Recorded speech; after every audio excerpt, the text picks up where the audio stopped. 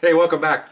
RealCopStoriesVideos.com, 359 and growing cop stories. And in addition to that, on the same website, over 160 questioned and answered. So ask me a question, I'll answer you directly, and then we'll do it on tape like we're doing now. So if you want to ask me a question, email me at rsbcopstories@gmail.com.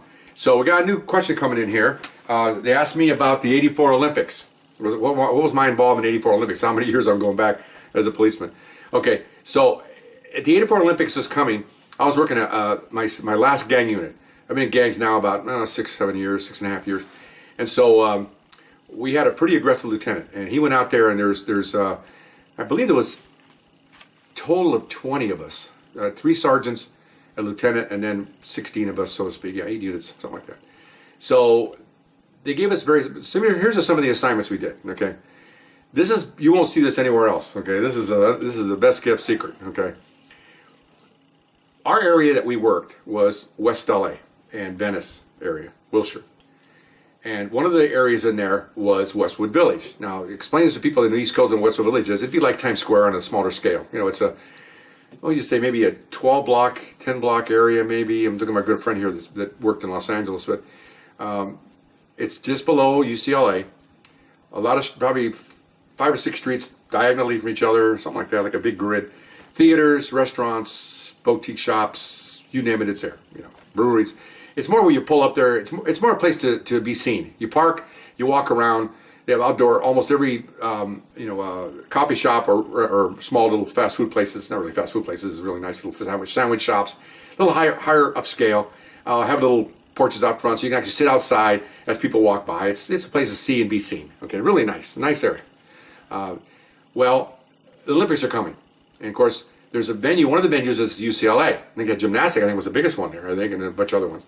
So gang members come in there sometimes to harass, steal, whatever they do.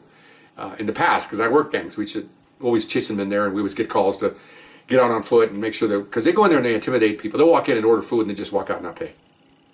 And they have no qualms about doing that. Okay, so the business people don't want them there and try to hell us, and they don't want to sound like they're racist, because most of the gang members we're dealing with at the time were black and Mexican. So they're afraid of being prejudiced because they're prejudiced because the guy's a thief. I think thieves have no color.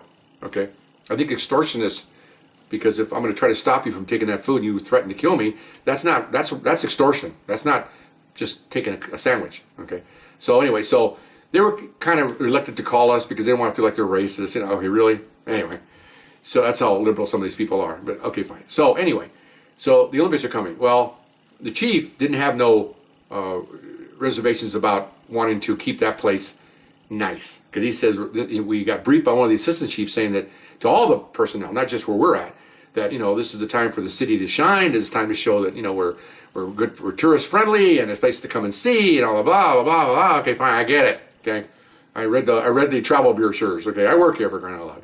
Like any major city, you got pockets of a-holes, you got pockets of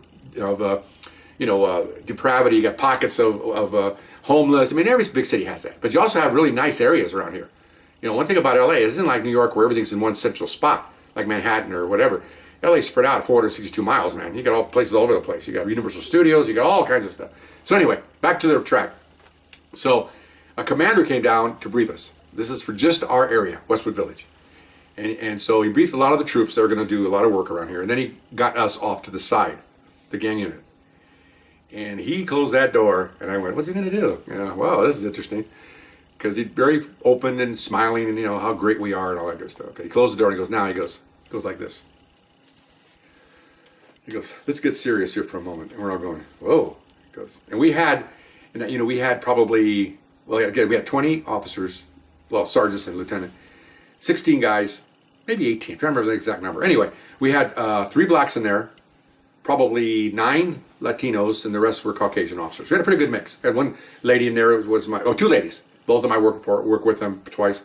They're both married to cops, so everybody's a cop family in there. Okay, so he goes, let's get serious here. And I'm going, what are you talking about? He goes, you guys are gang units. He says, I do not want to see a gang member in Westwood Village the time that the Olympics are here. Oh, he goes, and he gave us the streets, pretty much. It's like Santa Monica to the south, UCLA to the north. I'm not sure where the east was. It might have been, I'm not sure, Century City or something. And then west was basically the Santa Monica Freeway. He says, I don't want to see any gang members in there. Because we're all sitting there. So some of the senior guys, which I was the senior guy in there. I had 12 years on at the time, 12 and a half. I raised my hand. He goes, yeah. I said, so let's get this straight, Commander. I said, we're going to talk to him and we're going to escort him out, right? He goes, I'm going to repeat myself. I'm going to be driving out there 24 hours a day off and on for this period of time. If I see a gang member driving around or a car full of gang members, I'm going to your lieutenant, and it's your responsibility that you're not doing your job. Interesting answer, like talking to a politician, right? You know why? He wants plausible deniability. He wants, I didn't say them to do this. Okay, fine. So everybody's not there, and the lieutenant goes, okay, I get it. Well, I'll talk to the guys. Well, I get it, Commander. Okay, fine. He looks over to the lieutenant. You got me, right? He goes, I got you. Okay. He walks out. Now, lieutenant closes the door. Now we're getting down to the command at the lower level for us grunts down here. Okay. He goes, you realize that if he sees a gang member car, call it a gang member car, it's a car full of gang members, he's going to call units to come and respond to it. So be aware of that. And they had the really fancy call signs we never even hear on the radio. You know, we hear like call signs like L10 is a sergeant, okay? L10 is a lieutenant, L20 is a sergeant, that kind of thing. Okay, fine. L designating a supervisor. But you never hear call signs over there like Commander 1. That means the big boy's out, okay? That's big time. Big Commander probably supervises, I don't know, 1,500 cops, okay? Big time, like an executive, like executive vice president or something, okay? So he goes, so now, if he sees that, two things are going to happen. He's looking at this. He goes, he's going to call for somebody to stop this car. And the second thing that's going to happen is, he's going to call me and chew my ass. And we go, okay. And this is a really good lieutenant. He made captain, he made commander. Really good guy. Very smart, very sharp, and very troop-minded. We bought him, on a side note, when he made captain, we all dressed down like gang members because that's what we're working gangs. I have a really good picture of me dressed down like a gang member. And everybody chipped in, all 20 of us, 25 of us, and bought him a Thompson 45 caliber semi-automatic machine gun, okay, with a round drum ammo case. It looks like something Elliot Ness had, or the Untouchables. That's exactly what, it's legal as long as it's semi-automatic. It was beautiful, wood stock, and it was gorgeous, okay? He got that as from a present from all of us. He was a gun collector. He loved it. He was in tears. We're all in tears. Well, when you're drunk, you get easily teared up. Anyway, back to the line. So we liked the guy, in other words. Okay, so we went out there. So this is it. This is an unseen thing. So what we would do is we would drive around AA to protect the public. That's our primary function. If the public happens to be tourists from Scandinavia and Norway and England, so be it. But as far as we're concerned, our job is to protect everybody. Now, obviously, you say, well, are you supposed to do this all the time? Well, yeah, we are. We try. But Olympics is a little special. Olympics is special because we're on the world view, international television. There's an incident, be a million cameras recording it. Okay, so anyway, so when it first started, a couple days before the first event started, we're out there. Didn't take long, man. We saw a car with four of them in it, okay, gang members.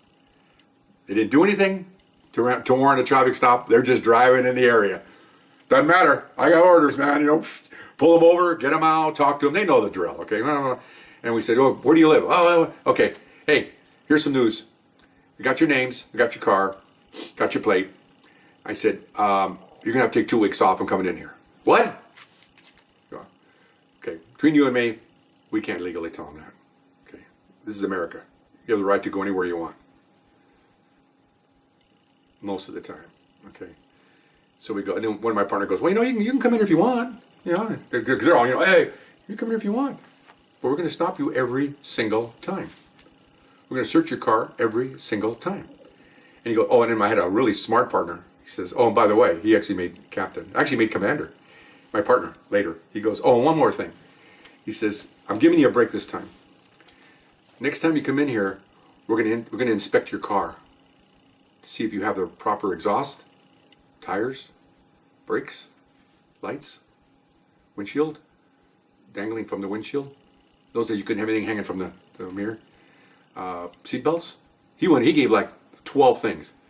Any of those violations were going to impound your car for 2 weeks. They just stood there. You tell your friends. You can go. Okay. Kind of violated their rights a little bit. The stop was a violation that we had no reason to stop them. We could, if somebody pressed it, we could say, well, they're gang members, there's a propensity for violence. We did recognize them as gang members. One guy was arrested for assault, 2 months ago. There are a lot of reasons why we could legally, to defend ourselves, say, this is why we stopped them. But between you and me, we stopped them because the order of the day was, no gang member is going to get north of frickin' Santa Monica Boulevard. Okay? It's a horrible thing to do. But it really wasn't, because I'll tell you what, maybe because I'm a servant of the public, every time I stop someone from doing something like this, I might have stopped a crime. I may have saved somebody from getting robbed, or a woman getting her purse snatched, or somebody getting assaulted. I'm not going to stop prima donna and say, oh yeah, I stopped all. No, but I think my little area of where I'm working, my little vacuum here, that moment, that night, might have stopped these guys from doing something. I don't know. So I had no qualms about doing this. Even though now I think back, we probably shouldn't have done it. But I know other units that I work with in that unit, that gang unit, they were doing the same thing. Because within 3 days, because remember, every weekend we would see gang members driving through. They'd be out on foot, walking around. This is what they would do. Get on a side load here. They walk down one of those streets. I remember the name of the streets now. Around the theaters there, where they have premieres. It'd be 3 of them locking their arms, walking down the sidewalk, 3 or 4 deep. And people had to get out of their way, because if you didn't, they'd knock you out of the way. Just to be a-holes. They would do this every weekend. And so somebody would call us. By the time we get there, they're gone. So I mean, what kind of crap is this? So I didn't have no qualms about telling these guys, for the next 12, 14 days of the Olympics, it ain't going to happen.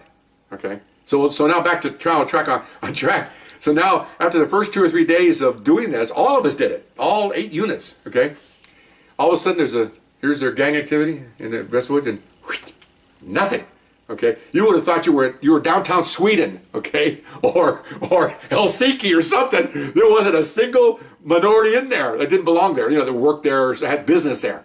Believe me, we're not stopping individual male blacks or Latinos that are going in there. They're in there doing. If individuals, they're going to work, whatever, they got business. But if you see a car full of 5 or 6 gang members, whatever race they may be, we didn't happen to have any white ones, but they're going to get stopped. So boy, we saw nothing. Wasn't hardly any crime in there at all. It was clean. Clean. It's amazing what you can do when you violate people's rights.